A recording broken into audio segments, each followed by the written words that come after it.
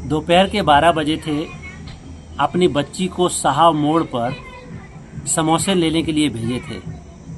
जब वो लड़की साहब मोड़ पर समोसे लेने के लिए जाती है, कुछ समय बाद वो लौट के नहीं आती है तो माँ को चिंता होती है।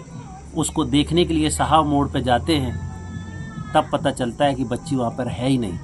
जी हाँ दोस्तों, नमस्कार। मेरा नाम है कुलदीप कुमार और आज हम आपके साथ जिस घटना पे बात कर रहे हैं, ये घटना जालौन ज़िले की है, जहाँ पर एक दलित समुदाय की लड़की दोपहर के 12 बजे एक मोड़ पे समोसे लेने जाती है और वहीं से उसको कुछ दबंग अगवा करके ले जाते हैं।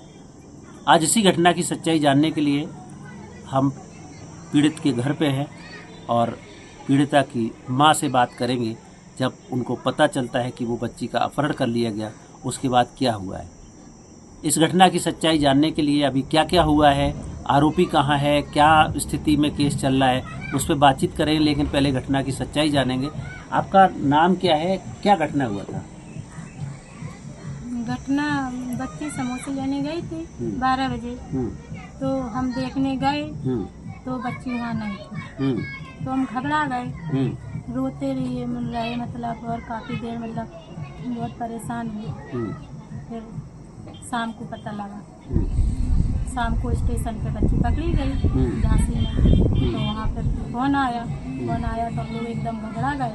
तो सीधे पहुँचे, सीधे वहाँ गाड़ी की पुलिस लोगन के ले गए। फिर वहाँ से लड़की ले आए, फिर लड़की को बेहोश पाए। तो आपको क्या लगता है कि आपकी बच्ची को अगवा किया गया? क्या है घटना के पीछे की सच्चाई, क्या है? सच्चाई ये है कि हमारी लड़की को अगवाई किया गया और ले गए। अच्छा, कोई लड़ाई थी आपका? क्या उनसे वो था कि उसको उन्होंने अगवा किया? हाँ, लड़ाई थी।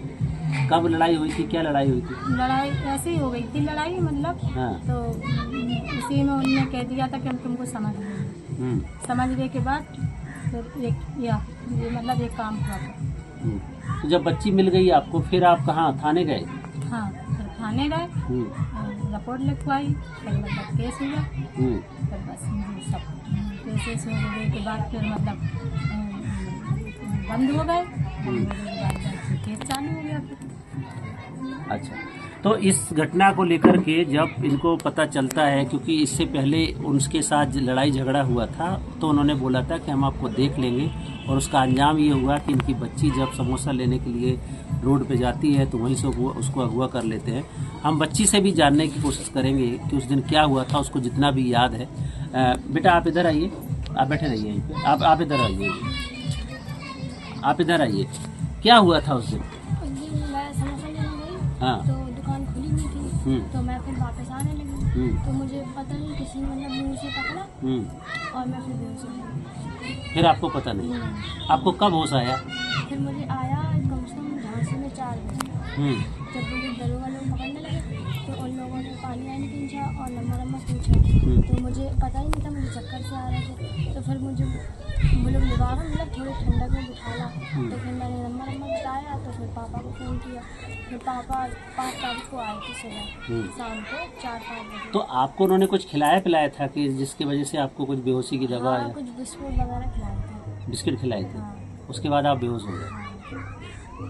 आप यहाँ से समोसा लेने गए थे तो आपने कुछ किसी को देखा था? कौन था आगे पीछे? पता नहीं, कोई 2 लोग आए गाड़ी पे और फिर 2 लोग आए खुले। तो ये जब बच्ची है, जब घर से समोसा लेने के लिए मोड़ पे जाती है, वहीं पे 2 लोग मोटरसाइकिल से आते हैं और इसको पकड़ के ले जाते हैं। इसको कुछ बिस्किट या कुछ ऐसा नशीला पदार्थ खिलाते हैं ताकि उसको कुछ याद ही नहीं रहता है, और उसको लेकर के बाहर जा रहे थे। तभी झांसी स्टेशन पे जो पुलिस होती है, उन्होंने संदिग्ध स्थिति में जब इनको पकड़ा, देखा, बच्ची के साथ बातचीत किया, बेहोशी की हालत में थी, उसके ऊपर पानी डाल के उसको होश में लाने की कोशिश किया। जब बच्ची होश में आई तब उसने नंबर बताया, तब घर पे इनके पिता को कॉल किया गया था। उसके बाद क्या हुआ आपको कुछ पता है? उसके बाद फिर मतलब कि पापा आए थे शाम को। तो फिर दरोगा लोग आए जालौन कोतवाली से। फिर झांसी से आए हम लोग। फिर 2-3 दिन रुके और रही जाती थी रोज बड़ोशप सेंटर में। तो फिर मेरा मेडिकल हुआ। फिर ज्ञान हुई उरई में और जालौन में। फिर आए इधर पे 4 तारीख को गए थे, 8 तारीख को आए थे। 8 तारीख को। तो अभी आप क्या चाहते हो? मतलब आरोपी पकड़ा गया है, क्या स्थिति है? अभी तो मतलब पकड़ा नहीं गया। पकड़ा नहीं गया। ठीक है, मैं आप बात करूंगा। आप माता जी आप इधर आ जाइए। इसके बाद आरोपी अभी तक पकड़ा नहीं गया है। पीड़ित परिवार के अंदर अभी भी डर का माहौल है, क्योंकि इस तरीके की धमकियां दिया गया, इस तरीके की वारदात को अंजाम दिया गया है। इस केस को लेकर के FIR दर्ज हुई है। हमारे पास उस FIR की कॉपी है जिस पे हम आपसे से बात करेंगे। इस घटना को लेकर के पुलिस ने क्या किया है उसके बारे में जानेंगे। आपको पता है पुलिस ने क्या किया? आप यहाँ पे आई पुलिस? हाँ, यहाँ पे पुलिस आई है और मतलब चेक घर और मतलब देखा है और मतलब सब कुछ देखा है और मतलब फिर चली गई, फिर मतलब वहीं पे किया जाता। तो इसको लेकर के FIR हुई है जिसकी कॉपी हमारे पास है। इस FIR में 363, 366 और SC/ST एक्ट की धारा 325 लगाया गया है। जबकि जो बच्ची है वो 14 साल की है। इसकी जब चार्जशीट होती है इसके बाद इसमें सेक्शन की बढ़ोतरी हुई पूरी घटनाक्रम को लेकर के, जिसमें 363, 366, 376C जो बलात्कार की धारा है, 354, 465 IPC और पॉक्सो, क्योंकि 14 साल की बच्ची के साथ ये घटना घटी, जिसको अगवा किया गया, जिसका अपहरण किया गया, और पास्को की धारा 3 और 4 के तहत ये मुकदमा पंजीकृत किया गया है और मुकदमा कोर्ट में चल रहा है। आरोपी बता रहे हैं कि अभी ऐसे ही फरार घूम रहे हैं। कुछ समय के लिए जेल गए थे लेकिन जमानत लेकर के बाहर आ गए। अभी क्या माहौल है? कोई इस तरीके की डर धमकी या कुछ इस तरीके से बोला देते हैं? क्या बोलते अभी हैं? नहीं। आप क्या बोलते हैं? अभी पहले जब स्कूल चालू थे, जब बच्चे स्कूल जाते थे तो चर्चा हुई थी कि लड़की को रास्ता चलत गोली मार दो। रास्ता चलत गोली मार दो, ये धमकी दे रहे। तो आप सुन रहे हैं क्योंकि पीड़िता को लेकर के इतना डराया जा रहा है, धमकाया जा रहा है कि स्कूल जाने के लिए बच्ची घर से निकल ले तो उसको गोली मार दो, ऐसा आरोपी बोल रहे हैं। इसकी शिकायत आपने करी कहीं पे? हाँ, इसकी शिकायत पुलिस में हुई है और मतलब बहुत मतलब मम्मी को भी कुछ कर दो और भी बहनें उन्हें भी कर दो, मतलब बहुत डरवाया जाता है। हम बच्ची को मतलब स्कूल छोड़ने भी जाते हैं, लाने भी जाते हैं, इसीलिए कि रास्ता में कुछ हो ना जाए। तो इतना डर है कि उनको अपनी बच्ची को छोड़ने जाना पड़ता है, लेने जाना पड़ता है, क्योंकि किसी भी दिन कोई भी बड़ी घटना को अंजाम दिया जा सकता है, ऐसा डर है। इस तरीके का माहौल बना दिया गया है कि लड़कियां सुरक्षित कैसे रहें। नारे तो बहुत लगाए गए कि बेटी पढ़ाओ, बेटी बचाओ, लेकिन हम अपनी बेटी को कैसे बचाएं और कैसे पढ़ाएं, ये बड़ा सवाल खड़ा हो गया है। जब कोई लड़की घर से बाहर निकलती है तो उसके लिए कितना चैलेंजिंग हो जाता है।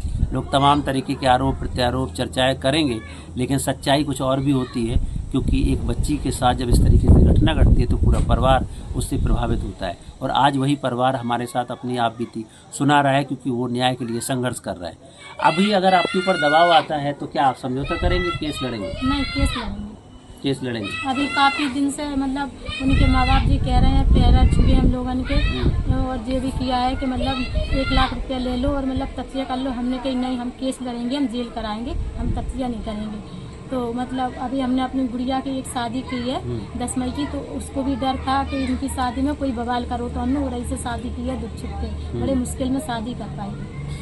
तो इसी बच्ची की बहन की शादी थी, उसमें भी डर था कि कहीं कोई अप्रिय घटना ना हो जाए। इसको लेकर के उन्होंने दुख छुप से उसकी शादी किया है और यहाँ से जाकर के उड़ई जिला मुख्यालय पर शादी किया है ताकि कोई घटना ना हो। शादी तो फिलहाल हो गई, लेकिन अपनी इस बच्ची के न्याय के लिए संघर्ष कर रही हैं। आप क्या चाहती हो? आज आपकी घटना तमाम लोगों तक जा रही है, अधिकारियों तक जाएगी। आपकी मांग क्या, आप चाहते क्या हो? हम यह चाहते हैं कि उसको जेल हो। हमारी बच्ची के साथ ऐसा किया है तो जेल हो। तो ये चाहती हैं कि हमारी बच्ची के साथ जो घटना किया है उसको जेल होनी चाहिए, उसको सज़ा मिलनी चाहिए, क्योंकि हमारे बच्ची के कैरियर पे सवाल उठाया है, हमारे ऊपर इस तरीके की घटनाक्रम किया है। आज न्याय के लिए संघर्ष करती है दलित परिवार, दलित बच्ची और महिला अपने बच्ची के सम्मान के लिए, उसके न्याय के लिए संघर्ष कर रहा है। अब देखना ये है कि सरकार क्या कदम उठाती है। कोर्ट में चल रहा है केस, आरोपी बाहर आ गया, फिर से जेल जाएगा, ट्रायल चलेगा, तारीखें पड़ेंगी, लेकिन न्याय कब मिलेगा, एक बड़ा सवाल है। हालांकि पीड़ित परिवार चाहता है कि हम न्याय के लिए लड़ेंगे जब तक हमको न्याय नहीं मिल जाएगा। आज की कहानी में इतना ही, कल फिर मिलेंगे। तब तक के लिए नमस्कार, जय भीम, जय संविधान।